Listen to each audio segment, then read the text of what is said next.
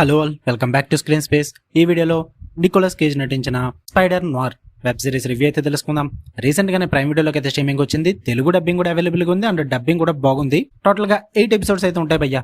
Each episode వచ్చేసి మీకు 45 to 55 minutes duration అయితే ఉంటుంది యావరేజ్ గా. అది కూడా స్టోరీ ప్లాట్ చెప్పేసే ముందు వన్ థింగ్ ఏంటంటే, చాలా మందికి ఒక డౌట్ ఉంటుంది, ఈ స్పైడర్ నోర్ చూడాలంటే అంతకన్నా ముందు ఏదన్నా చూడాలా bro, and Marvel spider man universes కి ఈ యూనివర్స్ కి ఏమన్నా కనెక్షన్ ఉందా, అసలు ఎక్కడన్నా క్రాస్ ఓవర్స్ ఉంటాయి, అలాంటివి చాలా డౌట్స్ అయితే ఉంటాయి. సింపుల్ గా చెప్పాలంటే అస్సలేం చూడక్కర్లేదు భయ్య. మీరు డైరెక్ట్ గా ఈ స్పైడర్ నోర్ చూస్తే మీకు ఈజీగా అర్థమైపోద్ది అనమాట. దేనికి కూడా కనెక్షన్ లేదు. చాలా మంది ఏమనుకుంటారంటే, Spider Man into the verse animation ఉంది కదా, అందులో నోర్ క్యారెక్టర్ వస్తుంది, సో దానికి దీనికి ఏమైనా లింక్ ఉందని చెప్పేసి అందులో వచ్చేది పీటర్ పార్కర్ యాజ్ స్పైడర్ నోర్ అనమాట. బట్ ఇందులో ఉన్నది మాత్రం అది ఈ యూనివర్స్ లో ఉన్నది బెన్ రైలీ యాజ్ స్పైడర్ నోర్. చాలా డిఫరెన్స్ ఉంటుంది అనమాట. సో దానికి దీనికి సంబంధం లేదు. ఇందులో బెన్ రైలీ చేయడం అయితే జరిగింది. ఇది వేరే యూనివర్స్, సపరేట్ స్టోరీ.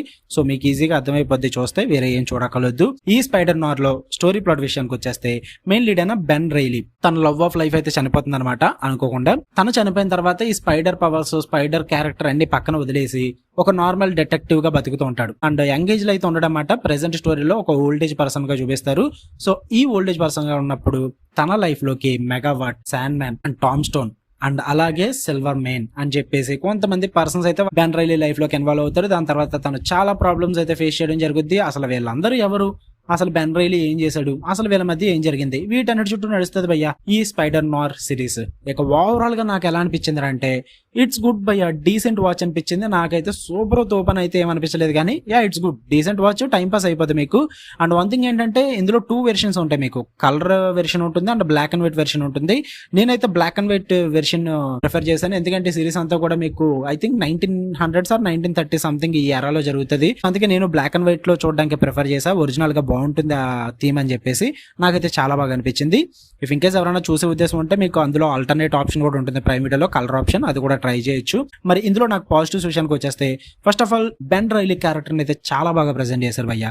మెయిన్ గా తనకి పవర్స్ వచ్చే సీక్వెన్సెస్ కానీ, అండ్ తను ఒక normal as a spider man కింద ఏదేదో పెద్ద పెద్ద స్టంట్లు చేసేస్తూ ఇలాగైతే ఉండడం అన్నమాట. ఎందుకంటే ఓల్డ్ ఏజ్ లో ఉంటాడు కాబట్టి తను ఎంతవరకు చేయగలరో అంతవరకే చూపిస్తారు. ఓల్డ్ ఏజ్ లో ఉన్న స్పైడర్ మ్యాన్ చూస్తారు, అది కూడా ఒక డిటెక్టివ్ అనమాట. సో ఎక్కువ ఎక్స్పెక్ట్ చేయొద్దు, ఏదో పెద్ద పెద్ద స్టంట్లు ఉంటాయి, పెద్ద పెద్ద యాక్షన్ బ్లాక్స్ ఉంటాయని చెప్పేసి అలాంటివి ఏమి ఉండవు. చాలా గ్రౌండెడ్ గా ప్రెజెంట్ చేస్తారు బెన్ రైలీ క్యారెక్టర్ ని. నాకు అది బాగా వర్కౌట్ అయింది. అండ్ పర్ఫార్మెన్స్ కూడా బాగా సెట్ అయ్యాడు, సూపర్ వర్కౌట్ అయింది. అండ్ ఇంకా మెయిన్ గా నాకు బిగ్గెస్ట్ ప్లస్ పాయింట్ ఏంటంటే, ఈ థీమ్ అని చెప్తా, ఈ బ్లాక్ అండ్ వైట్ ఇదైతే ఉందో అది చాలా బాగుంది భయ్య. ఆ ఎరాలోకి తీసుకెళ్లిపోతారు మీకు. ఆ సెటప్ కానీ, ఆ సినిమాటోగ్రఫీ కానీ, విజువల్స్ పరంగా కానీ, టెక్నికల్ పరంగా చాలా టాప్ నాచ్ ప్రెజెంట్ చేయడం వల్ల, ఆ థీమ్ లో చూడడం వల్ల ఏమో ఒక మంచి రిఫ్రెషింగ్ ఫీల్ అయితే కలిగింది నాకు.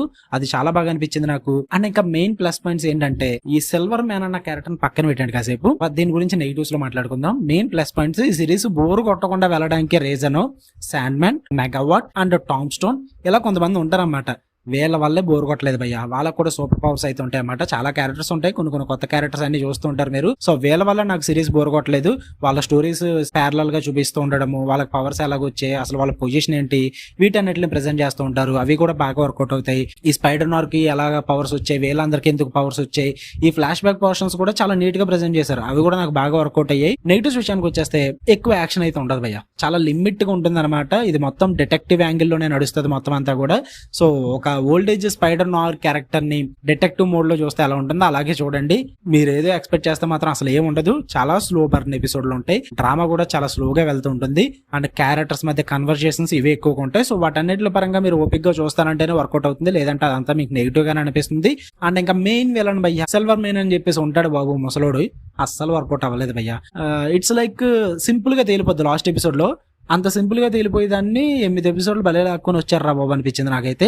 అంటే మీరు డేర్ డెవిల్ చూసారు కదా, కింగ్ పిన్ క్యారెక్టర్ ఎలా ఉంటుంది, సేమ్ అలాగే ఇంకా కింగ్ పిన్ క్యారెక్టర్ చాలా పవర్ఫుల్ గా చూపిస్తారు. And is good at it, చాలా బాగా ఉంటాడు, విలన్ కింద సూట్ అవుతాడు, ఒక రేంజ్ లో కనబడతాడు. బట్ ఇందులో విలన్ మాత్రం, ఆ సిల్వర్ మెయిన్ అన్న క్యారెక్టర్ మాత్రం అస్సలు వర్కౌట్ అవ్వలేదు భయ్య.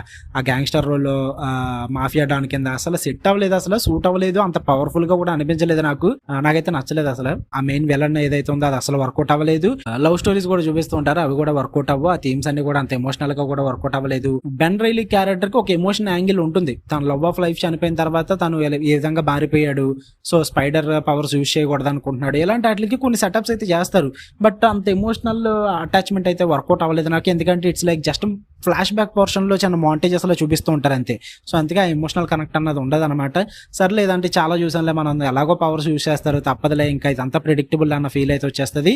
సిరీస్ అయితే స్టార్టింగ్ నుంచి ఎండింగ్ వరకు ప్రిడిక్టబుల్ గానే ఉంటుంది. ఎక్కడా కూడా ట్విస్ట్లు కానీ సర్ప్రైజెస్ కానీ హై ఇచ్చే మూమెంట్స్ కానీ ఇలాంటివి ఏమీ ఉండవు. జస్ట్ ఫ్లాట్ గా వెళ్ళిపోద్ది అంతే. సో అందుకే ఓవరాల్ గా series just time pass, decent watch అంటున్నా. ఎక్కువ ఎక్స్పెక్ట్ చేస్తే చాలా డిసప్పాయింట్ అవుతారు. సరదాగా టైం పాస్ అవ్వాలి, చూద్దాం అనుకుంటే ట్రై చేయండి. కుదిరితే బ్లాక్ అండ్ వైట్ థీమ్ లో చూడడానికి ట్రై చేయండి, కొంచెం ఫ్రెష్ గా అనిపిస్తుంది మీకు. ఓకే, మరి సిరీస్ ఫ్యామిలీతో చూడొచ్చు అంటే చూడొచ్చు భయ్య. అక్కడక్కడ కిసింగ్ మూమెంట్స్ ఉంటాయి, లాంగ్వేజ్ పరంగా కొంచెం కొన్ని చోట్ల ఇబ్బంది పడతారు, అవి స్కిప్ చేసుకుంటే సరిపోద్ది. ఉన్నదంతా కూడా ఫ్యామిలీతో చూసేచ్చు. ఓకే, చూద్దాం అనుకుంటే ట్రై చేయండి. తెలుగు డబ్బింగ్ అయితే బాగుంది. ఓకే, మీకు వీడియో నచ్చితే లైక్ చేయండి, షేర్ చేయండి, మీ ఒపీనియన్స్ కూడా కామెంట్ చేయండి. ఇలానే మరిన్ని interesting movies and web series reviews and suggestions కోసం మన ఛానల్ సబ్స్క్రైబ్ చేసుకుని బెల్ ఐకాన్ ఆన్ లో పెట్టుకోండి. Love you all, by.